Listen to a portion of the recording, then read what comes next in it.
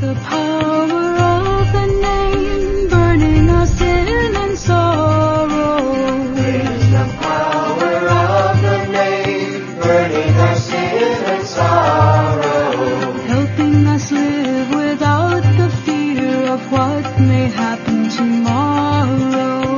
Helping us live without the fear of what may happen tomorrow. Saying the name will bring eternal peace and happiness.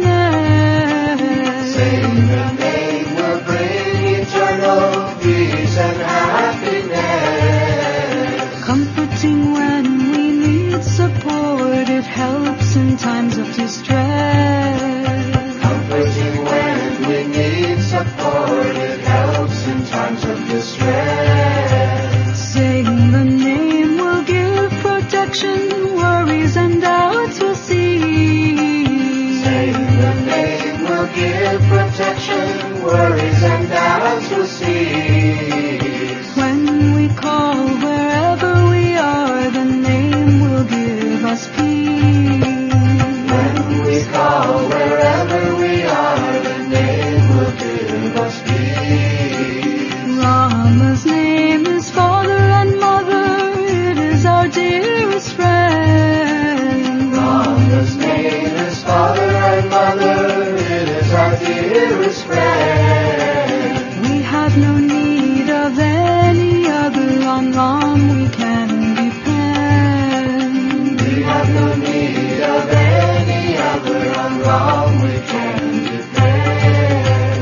Rama, Rama, Ram, Rama, Rama, Ram, Rama, Rama, Ram, Sai Rama, Rama, Ram.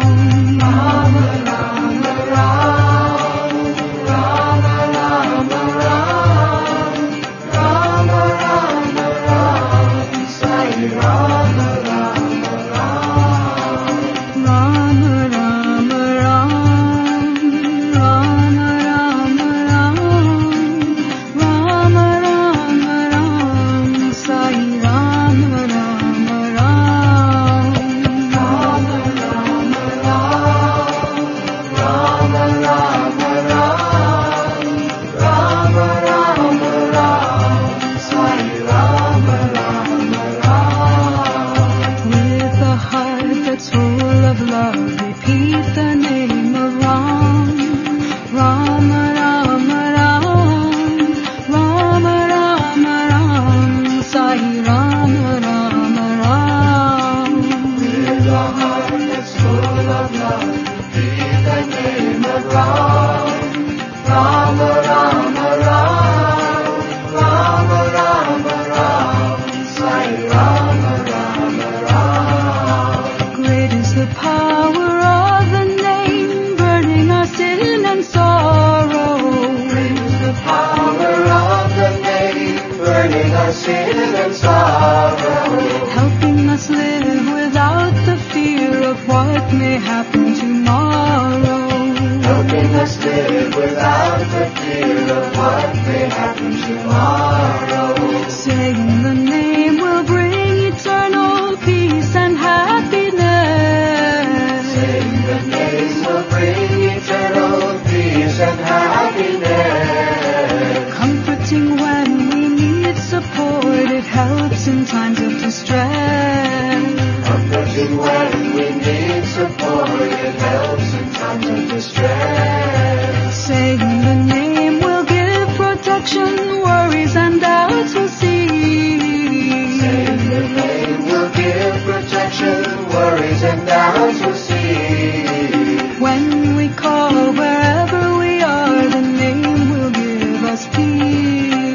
When we call wherever we are, the name will give us peace. Rama's name is Father and Mother, it is our dearest friend. Rama's name is Father and Mother, it is our dearest friend. We have no need of any other, on Ram we can depend. We have no need of any other, on Ram we can depend. Rama, Rama, Ram,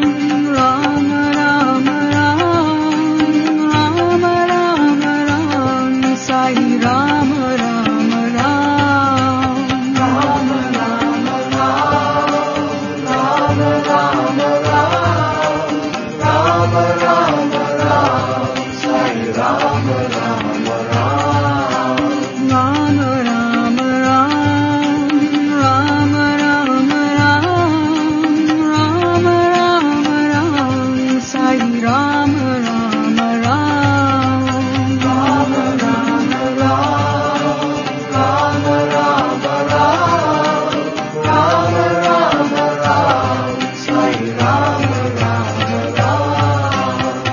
With a heart that's full of love, repeat the name of Ram.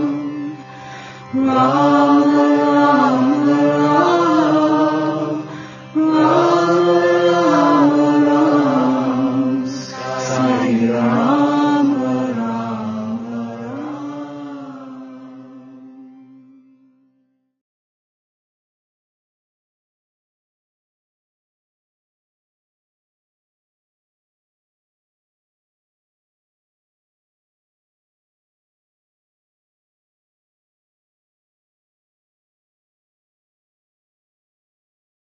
ॐ नमो भगवते रुद्राय ॐ नमस्ते रुद्रमण्यव उतोत इषवे नमः नमस्ते अस्तु धन्वने बाहुभ्यामुत ते नमः यात इषुः शिवतमा शिवं बभूव ते धनुः शिवा शरव्या यातवतया नो रुद्रमृडया या ते रुद्रशिवा तनूरघोरा पापकाशिनी तया नस्तनुवाशन्तमया गिरिशन्ताभिचाकशीः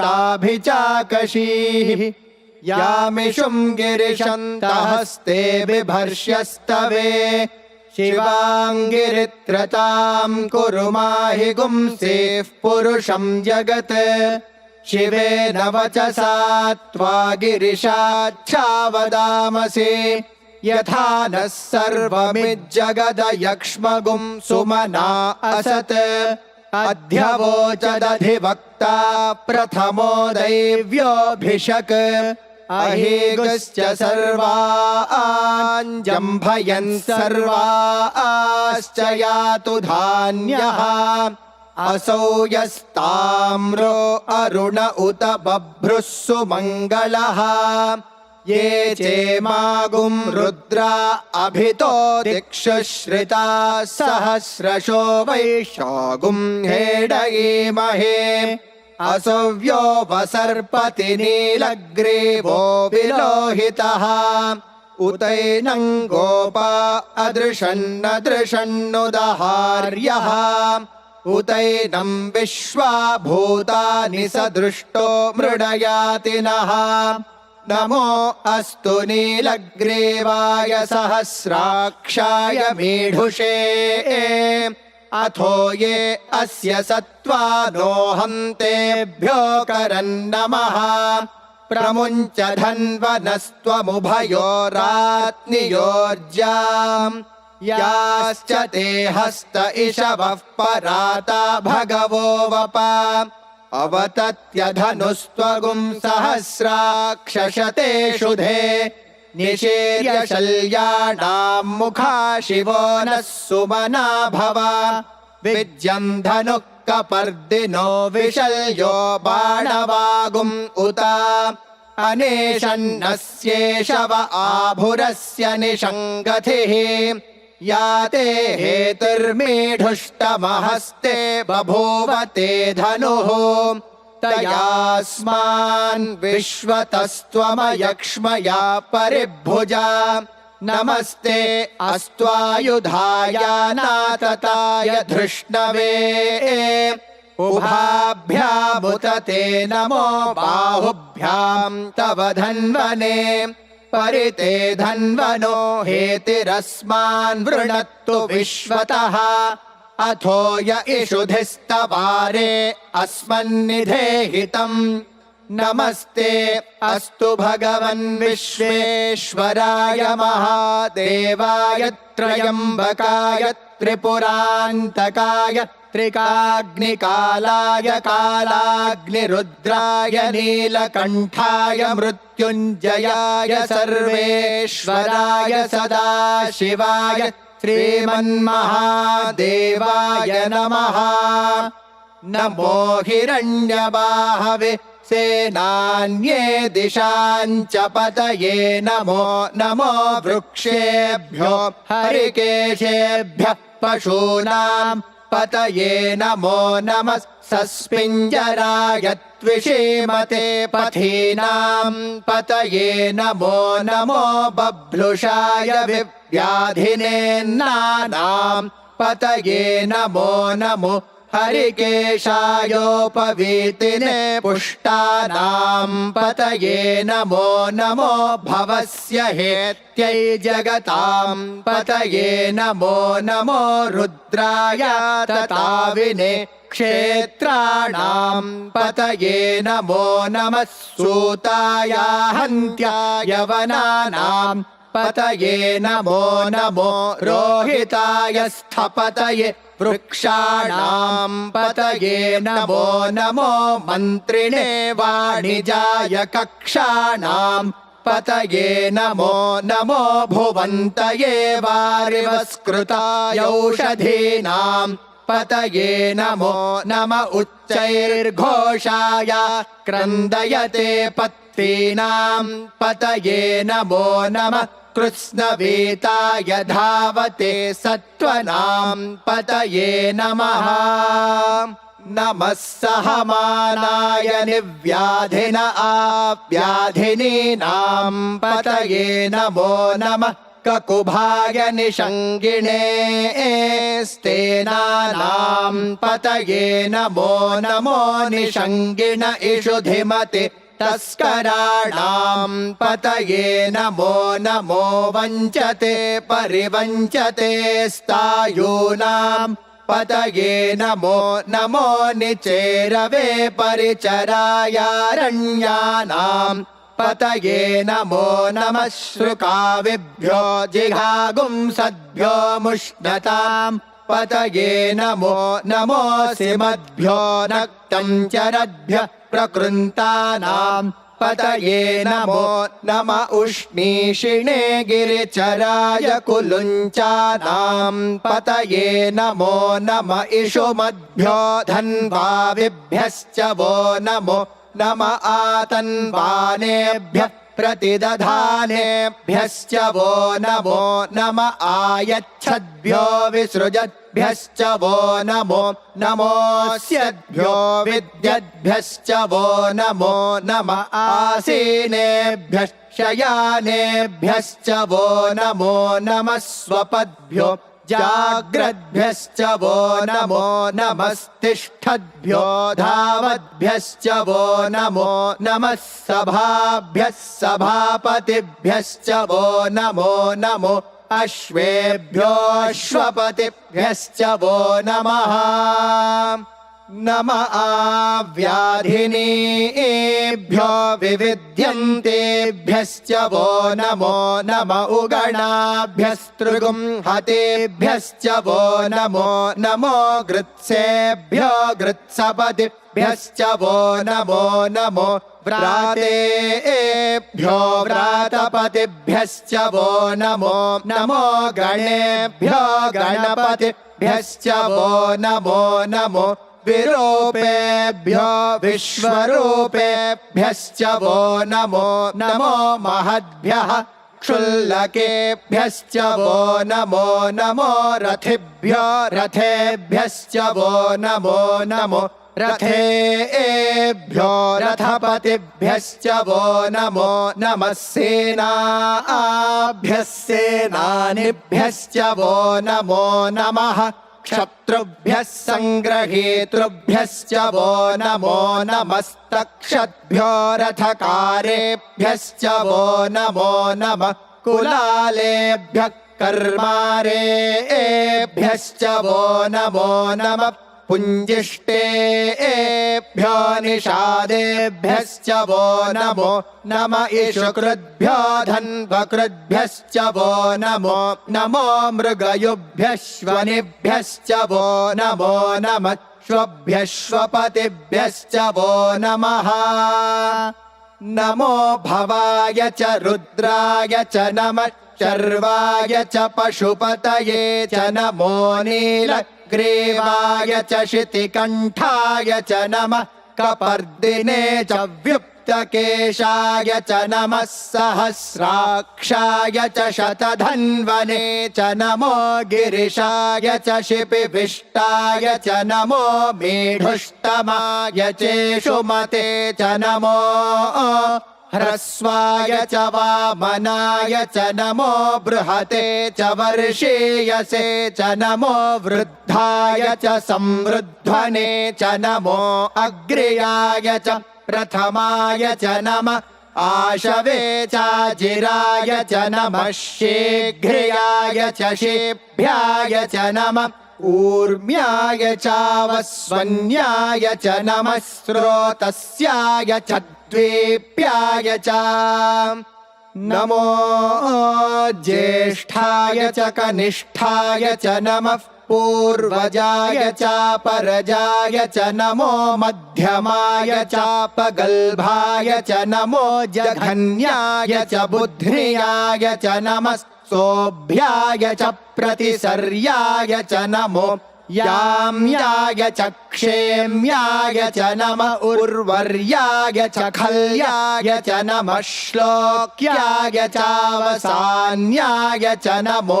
वन्याय च कक्ष्याय च नमः श्रवाय च प्रतिश्रवाय च नमः आशुषेणाय चाशुरथाय च नमः शूराय चावभिन्दते च नमो वर्मिणे च वरूथिने च नमो बिल्मिने च कवचिने च नमः श्रुताय च श्रुतसेनाय च नमो दुन्दुभ्याय च हनन्याय च नमो धृष्णवे च प्रमृषाय च नमो दूताय च प्रहिताय च नमो निषङ्गिणे चेषुधिमते च नमस्तीक्ष्णेशवे चायुधिने च नमः स्वायुधाय च सुधन्वने च नमः श्रुत्याय च पथ्याय च नमः काट्याय च नीप्याय च नमः सोद्याय च सरस्याय च नमो नाद्याय च वैशन्ताय च नमः कूप्याय च वट्याय च नमो वर्ष्याय च वर्ष्याय च नमो मेघ्याय च विद्युत्याय च नमः ईध्र्याय च तप्याय च नमो वात्याय च रेश्म्याय च नमो वास्तव्याय च वास्तुपाय च ॐ हर हर हर हर ॐ नमः सोमाय च रुद्राय च नमस्ताम्राय च रुणाय च नमः शङ्गाय च पशुपतये च नम उग्राय च भीमाय च नमो अग्रे वधाय च दूरे वधाय च नमो हन्त्रे च हनीयसे च नमो वृक्षेभ्यो हरिकेशेभ्यो नमस्ताराय नमः शम्भवे च मयो भवे च नमः शङ्कराय च मयस्कराय च नमः शिवाय च शिवतराय च नमस्तीर्थ्याय च कूल्याय च नमः पार्याय च वार्याय च नमः प्रतरणाय चोत्तरणाय च नमः आतार्याय च लाद्याय च नमः षष्प्याय च फेन्याय च नमः सिकत्याय च प्रवाह्याय च नम इरण्याय च प्रपथ्याय च नमः किगुंशिलाय च क्षयणाय च नमः कपर्दिने च पुलस्तये च नमो गोष्ठ्याय च गृह्याय च नमस्तल्प्याय च गेह्याय च नमः काट्याय च गह्वरेष्ठाय च नमो हृदयाय च निवेश्याय च नमः पागुंसव्याय च रजस्याय च नमः शुष्क्याय च हरित्याय च नमो लोप्याय चोलप्याय च नमः ऊर्व्याय च सूर्म्याय च नमः पर्ण्याय च पर्णशद्याय च नमोपगुरमाणाय चाभिघ्नते च नमः आखिदते च प्रखिदते च नमो वः किरिकेभ्यो देवानागुं हृदयेभ्यो नमो विक्षीणकेभ्यो नमो विचिन्वत्केभ्यो नम आनिर्हतेभ्यो नम आमीवत्केभ्यः द्रापे अन्धसस्पते दरिद्रन्नीललोहिता येषां पुरुषाणामेषां पशूनां माभेर्मा रोमो येषां किञ्चनाममत् या ते रुद्रशिवा तनो शिवा विश्वाह भेषजी शिवा रुद्रस्य भेषजी तया नो मृडजीवसे इमागुं रुद्राय तवसे कपर्दिने क्षयद्वेराय प्रभरामहे मतिम् यथा नः शमसद्विपदे चतुष्पदे विश्वं पुष्टं ग्रामे अस्मिन्ननातुरम् मृडानो रुद्रोतनो मयस्कृधि क्षयद्वेराय नमसा विधेमते यच्छञ्च योश्च मनुरायजे पिता तदश्याम तव रुद्रः प्रणीतो मानो महान्तमुतमानो अर्भकं मान उक्षन्तमुतमान उक्षितम् मानो वधेः पितरं मोत मातरं प्रियामानस्तनुवो रुद्ररीर्षः मानस्तोकेतनये मान आयुषि मानो गोषु मानो अश्वेषु रीर्षः वीरान् मानो रुद्रभामितो वधेर्हविष्मन्तो नमसा विधेमते आरात्ते गोघ्न उत पूरुषघ्ने क्षयद्वेराय सुम्नमस्मेते अस्तु रक्षा च नो अधि च देव ब्रूह्यधा च नश्चर्म यच्छद्विबर्हाः तु हि श्रुतं गर्त सदंयुवानं मृगन्न भीममुपहक्तृमुग्रम् मृडाचरित्रे रुद्रस्तवानो अन्यन्ते अस्मन्निवपन्तु सेनाः परिणो रुद्रस्य हेतर्वृणत्तु परित्वेषस्य दुर्मतिरघायोः अवस्थिरा मघवद्भ्यस्तनुष्वमेध्वस्तोकायतनयाय मृडया मीढुष्टम शिवतम शिवो नः सुमना भवा परमे वृक्ष आयुधन् निधाय कृत्तिं वसान आचर पिनाकं बिभ्रदागहि विकिरित विलोहित नमस्ते अस्तु भगवः यास्ते सहस्रगुं हेतयोऽन्यमस्मन्निवपन्तु ताः सहस्राणि सहस्रधा बाहुवोस्तव हेतयः तासामीशानो भगवः पराचीनामुखाकृधि सहस्राणि सहस्रशो ये रुद्रा अधिभूम्याम्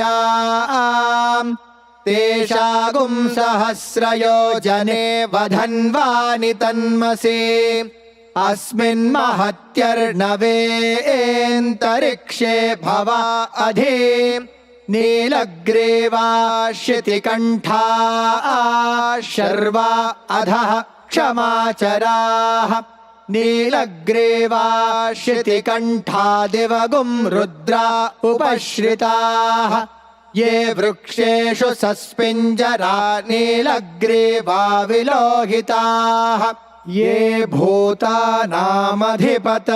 विशिखासः कपर्दिनः ये अन्येषु विविध्यन्ति पात्रेषु पिबतो जनान् ये पथां पथिरक्षय ऐलभृदायव्युधः ये तीर्थानि प्रचरन्ति श्रुकावन्तो निषङ्गिणः य एतावन्तश्च भूयागुंसश्च दिशो रुद्रावितस्थिरे तेषागुं सहस्रयोजने वधन्वानि तन्मसि नमो रुद्रेभ्यो ये पृथिव्यां येऽन्तरिक्षे ये दिवि येषामन्नं वातो वर्षमिषभस्तेभ्यो दश प्राचीर्दश दक्षिणादश प्रतीचीर्दशोदीचीर्दशोर्ध्वास्तेभ्यो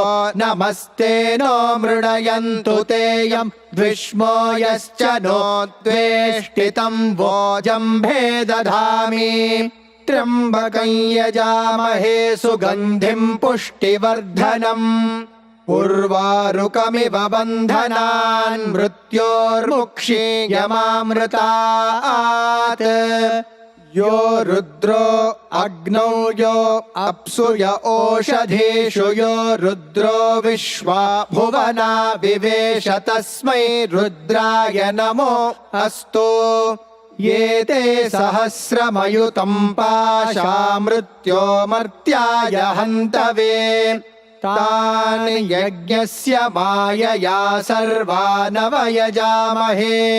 मृत्यवे स्वाहा मृत्यवे स्वाहा प्राणानां ग्रन्थिरसि रुद्रो मा विशान्तकः तेनान्येनाप्यायस्व नमो रुद्राय विष्णवे मृत्युर्मे पाहि तमुष्टुहि यत्विषुः सुधन्वायो विश्वस्य क्षयति भेषजस्य यक्ष्वा महेशौ मनसाय रुद्रं नमोभिर्देवमसुरन्दुवस्य अयं मे हस्तो भगवानयं मे भगवत्तरः अयं मे विश्वभेषजो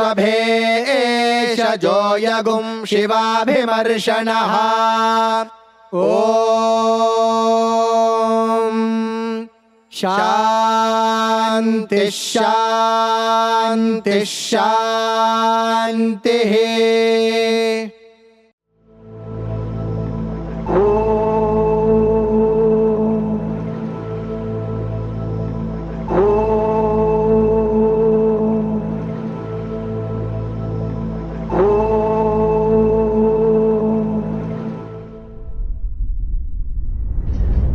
शरणं शरणं पाहि गजाननं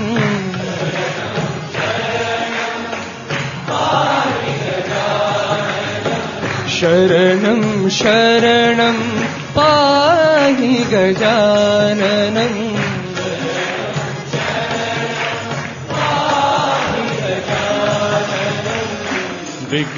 विघ्नविनाशक गणनाथम्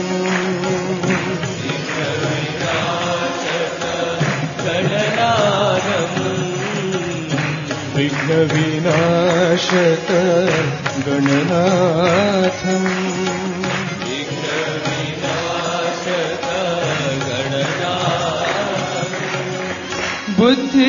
बुद्धिप्रदायक पाहि गजाननम्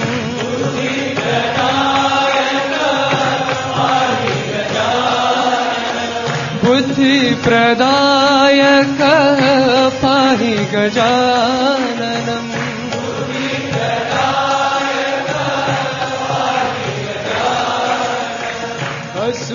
असुरनिखण्डन पाहि गजाननम्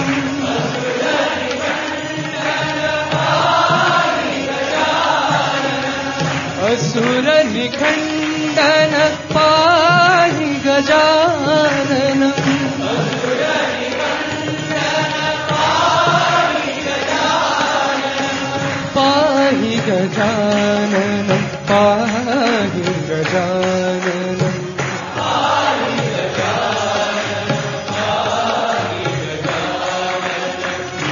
विघ्नविनाशक गणनाथम्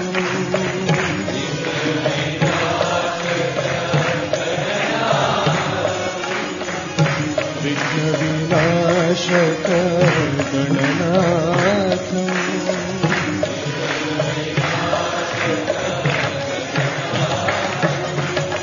शरणं शरणं पाहि गजाननम्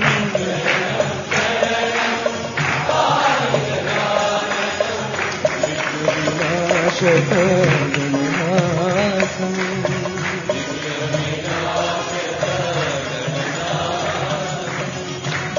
बुद्धिप्रदायक पाहि गजाननम्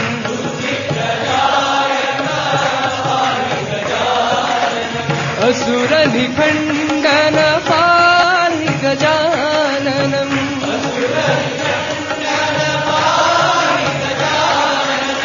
पाहि गजाननं पाहि गजाननम्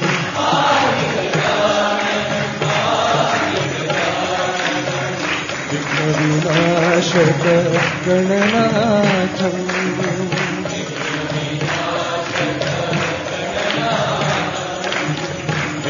विघ्नविनाशक गणनाथम्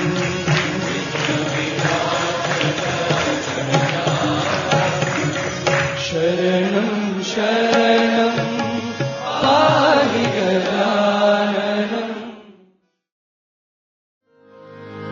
सत्यं ज्ञानमनन्तं ब्रह्मा सत्यं ज्ञानमनन्तं ब्रह्मा सत्यं ज्ञानमनन्तं ब्रह्मा सत्यं ज्ञानमनन्तं ब्रह्मा सत्यं ज्ञानमनन्तं ब्रह्मा सत्यं ज्ञानमनन्तं ब्रह्मा सत्यं ज्ञानम् अनन्तं ब्रह्मा सत्यं ज्ञानमनन्तं ब्रह्मा सत्यं ज्ञानमनन्तं ब्रह्मा सत्यं ज्ञानमनन्तं ब्रह्मा सत्यं ज्ञानमनन्तं ब्रह्मा सत्यं ज्ञानमनन्तं ब्रह्मा सत्यं ब्रह्मा सत्यं ब्रह्मा ज्ञानं ब्रह्मा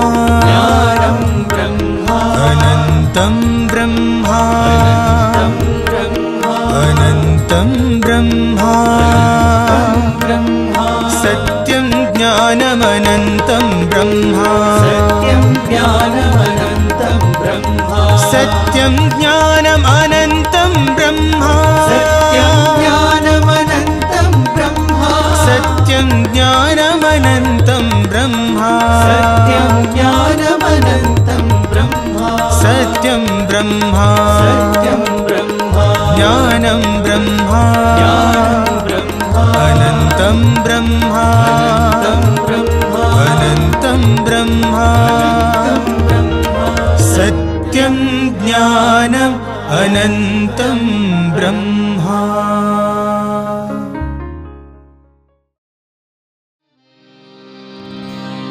जननी मा साई जननी मा जननी मा साई जननी मा जननी मा साई जननी मा जननी मा साई जननी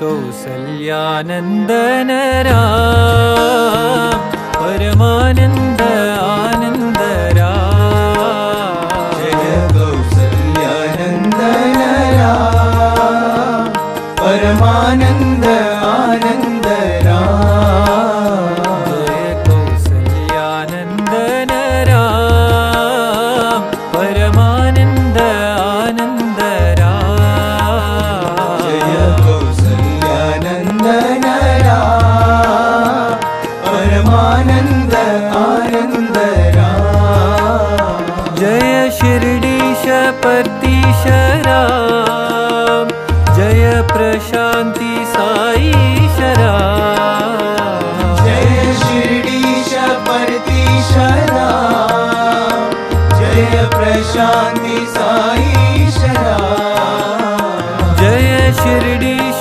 पतीश राम जय प्रशान्ति साईश राम जय शिर्डीश परतीश राम जय प्रशान्ति साईश राम जय कौसल्यानन्दन राम परमानन्द आनन्द राम जय कौसल्यानन्दन राम परमानन्द आनन्द राम मङ्गल पावन राम जय सुन्दर वैदेहि राम मङ्गल पावन राम जय सुन्दर वैदेहि राम मङ्गल पावन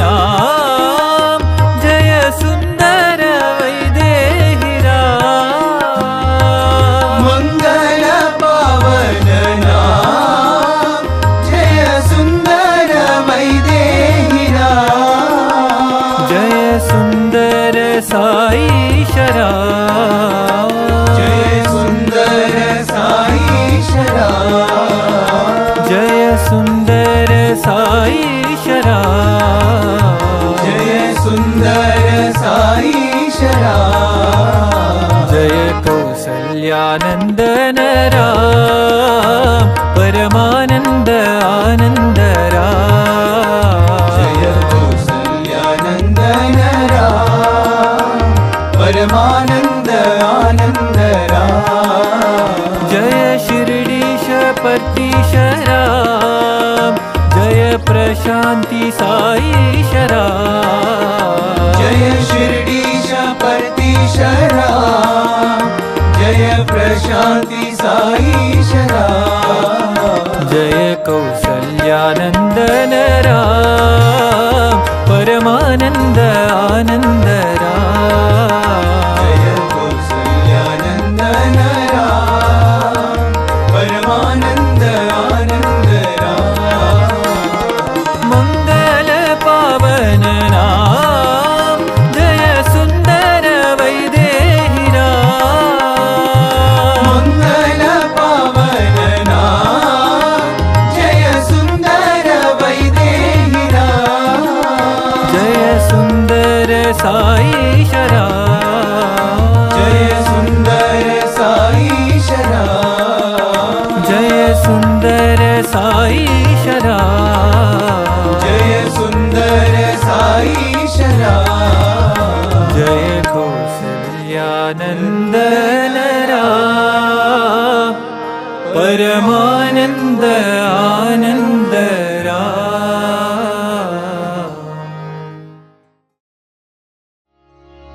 हे विश्वपाला गोपाला विश्वपाला गोपाला हे विश्वपाला गोपाला विश्वपाला गोपाला हे दीनपाला गोपाला दीनपाला गोपाला हे दीन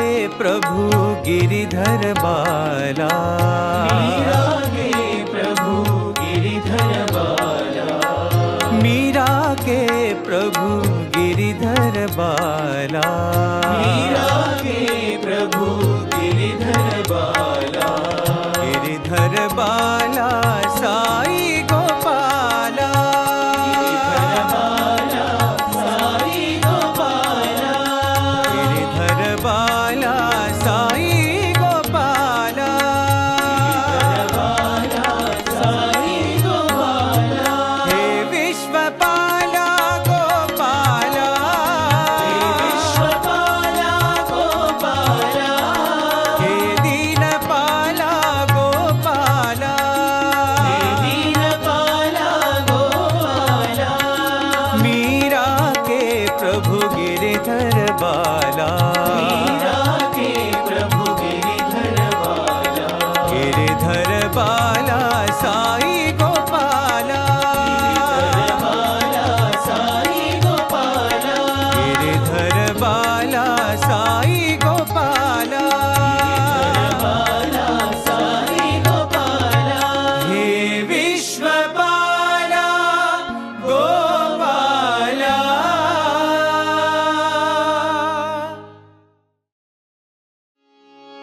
सर्वधर्म प्रिय देवा, सर्वधर्म प्रिय देवा, सर्वधर्म प्रिय देवा, सर्वधर्म प्रिय देवा, सत्य साई देवा, सत्य साई देवा, सत्य साई देवा, सत्य साई देवा, अल्लाह येशु बुद्धर नानक, येशु बुद्धर नानक, अल्लाह येशु बुद्धर नानक, येशु बुद्धर नानक, स्वराष्ट्र महावीर तुम हो, राष्ट्र महावीर तुम हो, स्वराष्ट्र महावीर तुम हो, राष्ट्र महावीर तुम हो, राम भी तुम हो, कृष्ण भी तुम हो, तुम हो, कृष्ण भी तुम हो, राम भी तुम हो, कृष्ण भी तुम हो, तुम हो, कृष्ण भी तुम हो, विश्वरूप तुम हो, विश्वरूप तुम हो, विश्वरूप तुम हो, विश्वरूप तुम हो, विश्वरूप तुम हो, विश्वरूप तुम हो, साई विश्वरूप तुम हो, साई विश्वरूप तुम हो, सर्वधर्म प्रिय देवा, सर्वधर्म प्रिय देवा, सत्य साई देवा, सत्य साई देवा, अल्लाह येशु बुद्धर नानक, येशु बुद्धर नानक, स्वराष्ट्र महावीर तुम हो, महावीर तुम हो, राम भी तुम हो, कृष्ण भी तुम हो, भी तुम हो, कृष्ण भी तुम हो, विश्वरूप तुम हो, विश्वरूप तुम हो, विश्वरूप तुम हो, विश्वरूप तुम हो, साई विश्वरूप तुम हो, साई विश्वरूप तुम हो, सर्वधर्म प्रिय देवा।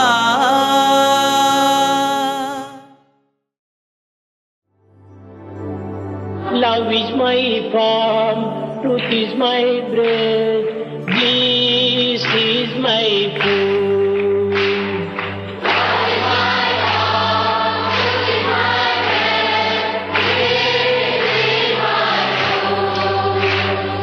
Love is my form, truth is my breath, bliss is my food.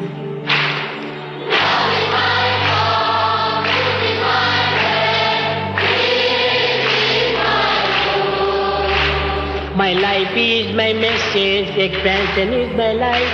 My life is my message, expansion is my life. My life is my message, expansion is my life. No reason for love, no reason for love, no birth, no death.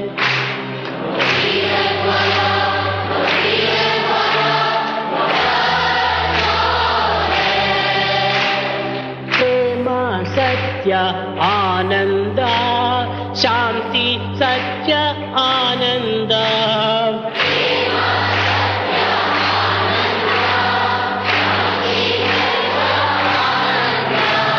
Prema Satya Ananda, Shanti Dharma Ananda.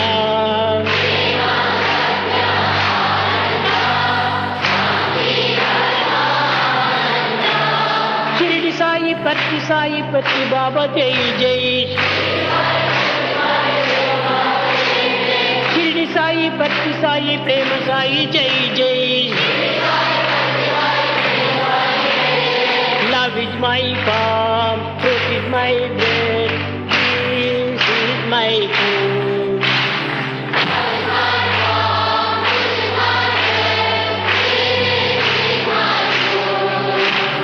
Love is my form, truth is my bread, peace is my food.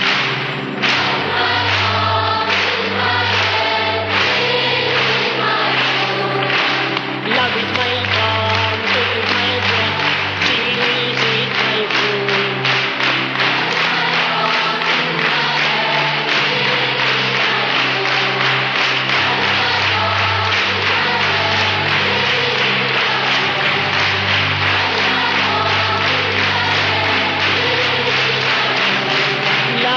My form, truth is my breath, bliss is my food. हे राम दूता, हे राम भक्ता, हे राम दासा नमो नमो. हे रामदासा नमो नमो. हे रामदूता, हे राम भक्ता, हे रामदासा नमो नमो.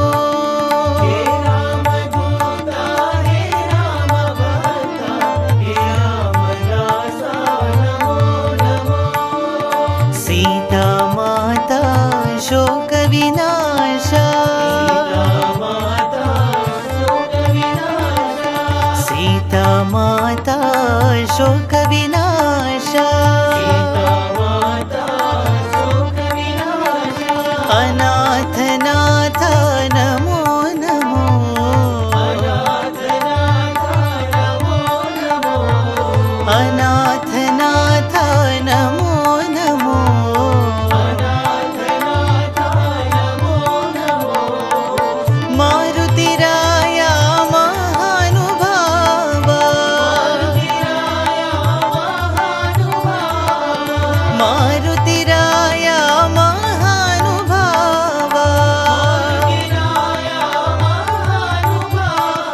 अति बलवंता नमो नमो. अति बलवंता नमो नमो. वीरांजनेया नमो नमो. वीरांजनेया नमो नमो. हे रामदूता, हे राम भक्ता, हे रामदासा नमो नमो.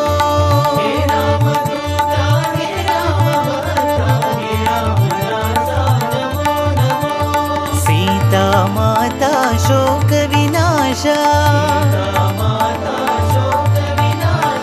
अनाथ नाथ नमो नमो. मारुतिराया महानुभावा,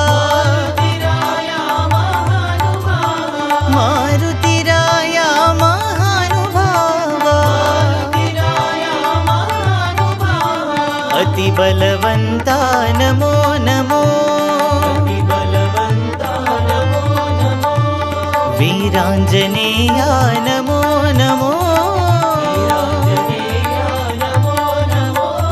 हे रामदूता हे राम भक्ता हे रामदासा नमो नमो।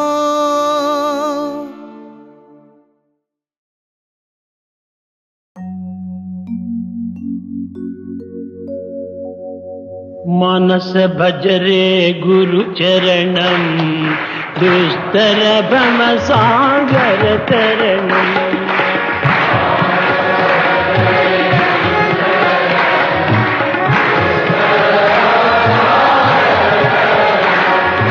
मानस भजरे गुरु चरणम, दुस्तर भव सागर तरणम।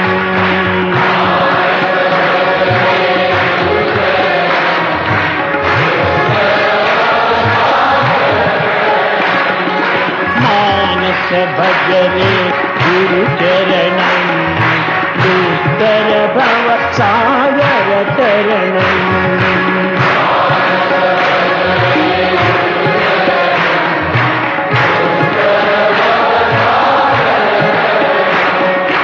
ओम नमः शिवाय, ओम नमः शिवाय, ओम नमः शिवाय, शिवाय नमः।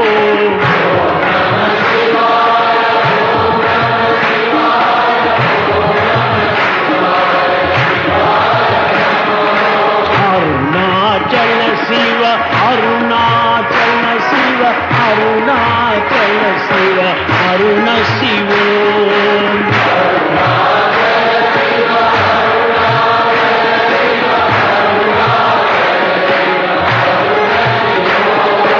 अरुणाचल शिव, अरुणाचल शिव, अरुणाचल शिव, अरुण शिवो।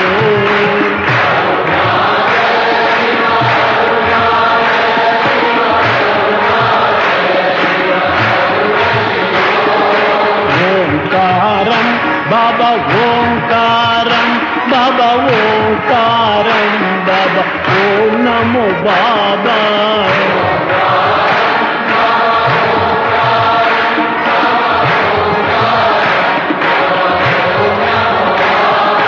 मानस भजरे गुरु चरणम, दुस्तर भव सागर तरणम।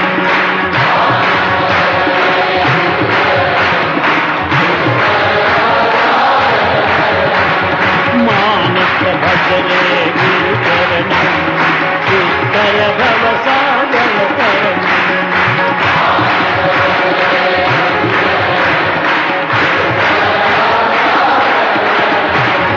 गुरु महाराज गुरु जय जय, साईनाथ सद्गुरु जय जय।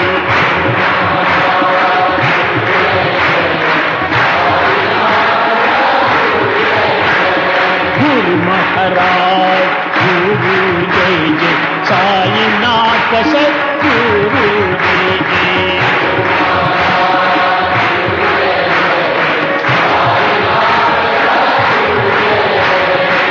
मानस भजरे गुरु चरणम, दुस्तर भव सागर तरणम।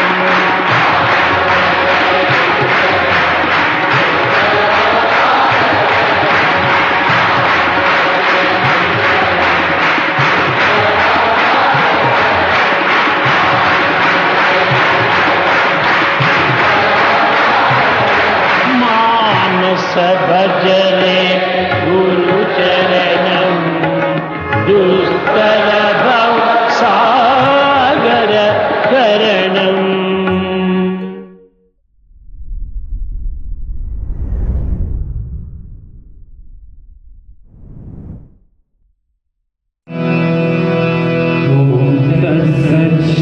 नारायण तू पुरुषोत्तम गुरु तो सिद्धबोध तो कंठ विनायक सविता पावक तू सविता पावक तू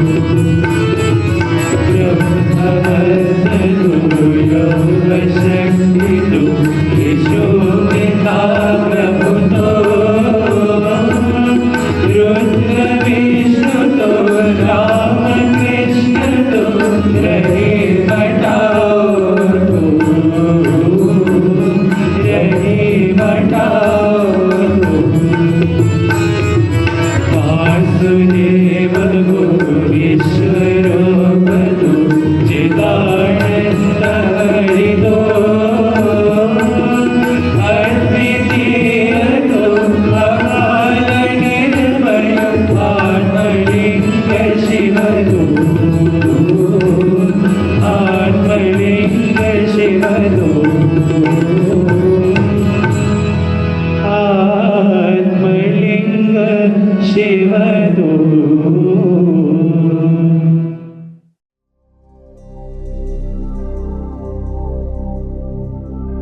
असतो मा सत्यमया तमसो मा ज्योतिर्गमया मृत्यो मा अमृतं गमया.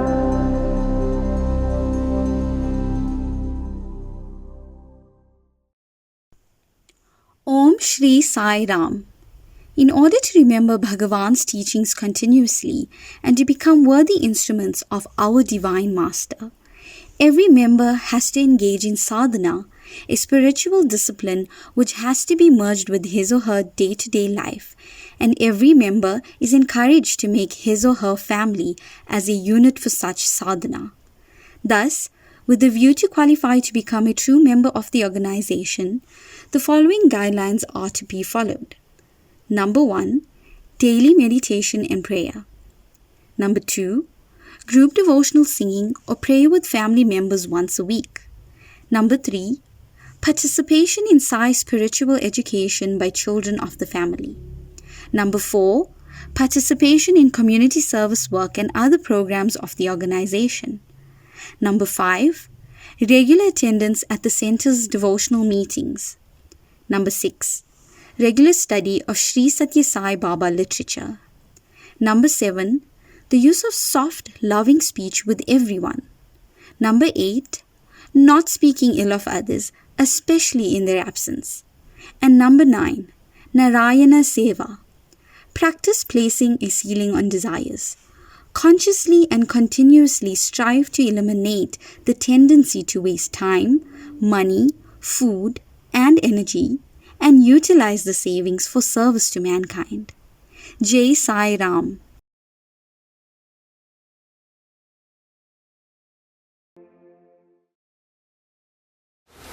Swami, one doubt, Swami, please tell me. Swami, you said, Swami, God created the universe, everything got created. But before the universe was created, before this consciousness was there, Swami, was God there before the universe? That consciousness is God. That consciousness is God. God is not separated. Consciousness is everywhere. In you, with you, above you, below you, around you. Without consciousness, you are not. Consciousness is everywhere. That is God.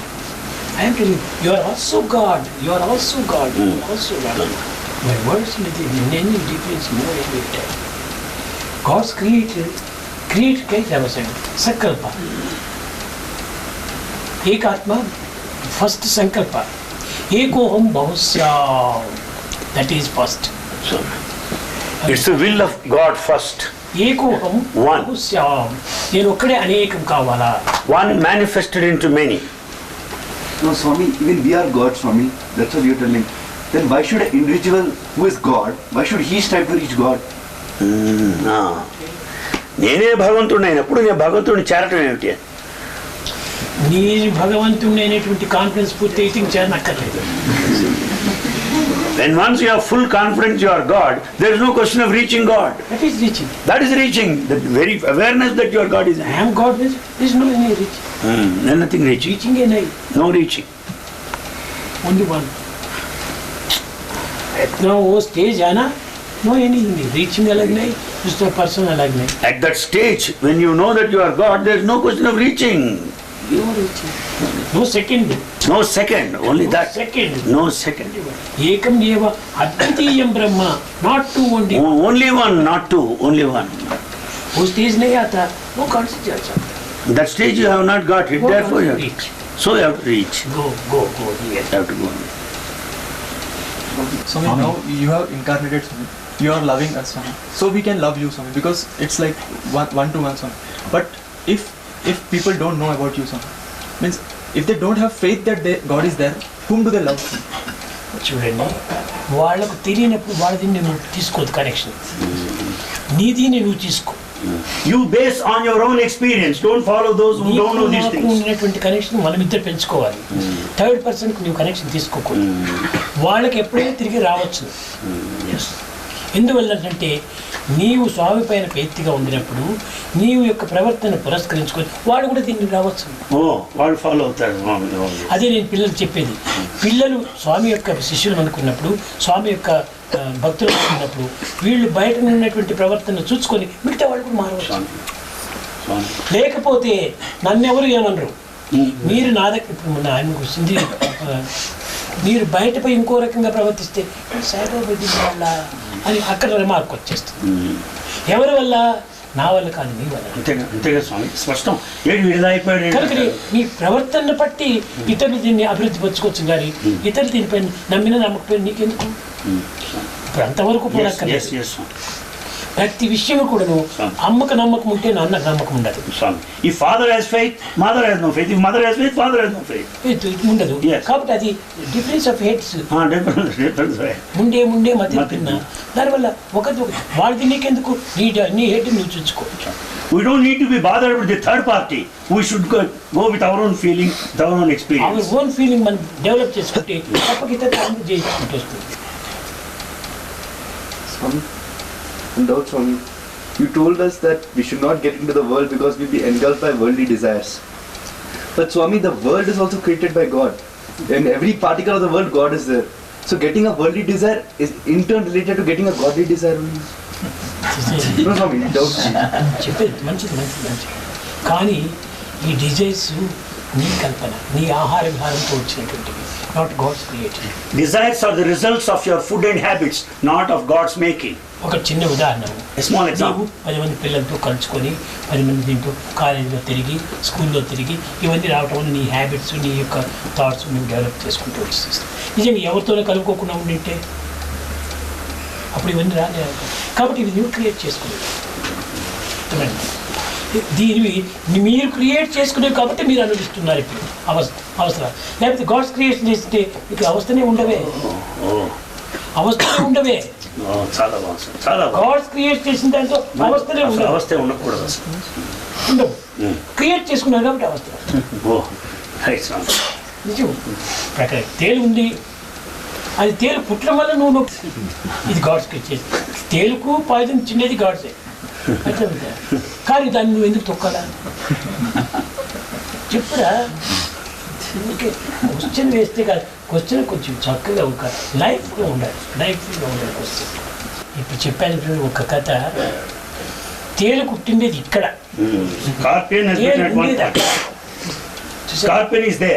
కాబట్టి scorpion దగ్గర పోయి మందు రాసేసాడు. ఇక్కడ నొప్పి ఎట్లా పోతుంది?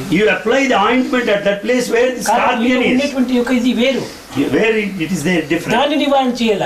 ఎక్కడో చేస్తే ప్రయోజనం లేదు. You should cure this spot where scorpion has bitten, not the place where it is. Not place. ఎక్కడ ఈ అశాంతి, ఎక్కడ ఈ యొక్క బాధ కలిగిందో అక్కడనే బాధకు నివారణ చేయాలి.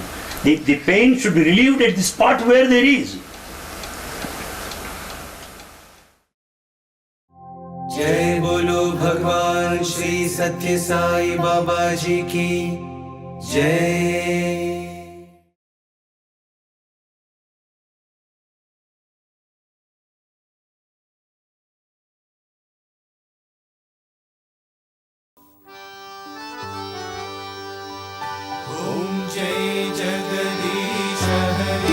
स्वामी सत्य साई हरे भक्त जना संरक्षक भक्ति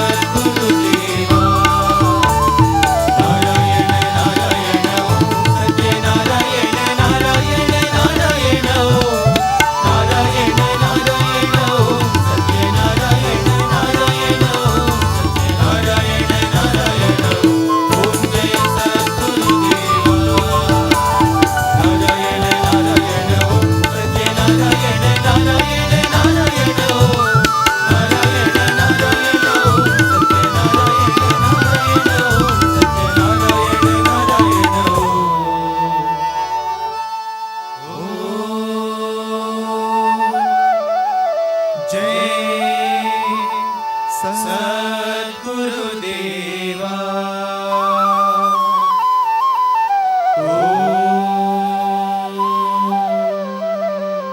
शान्ति शान्ति शान्ति समस्तलोका सुखिनो भवन्तु समस्तलोकाः सुखिनो भवन्तु समस्तलोकाः सुखिनो भवन्तु ॐ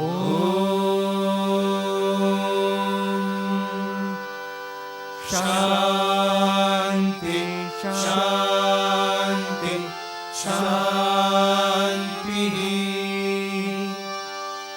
जय बोलो भगवान श्री सत्य साई बाबा जी की जय।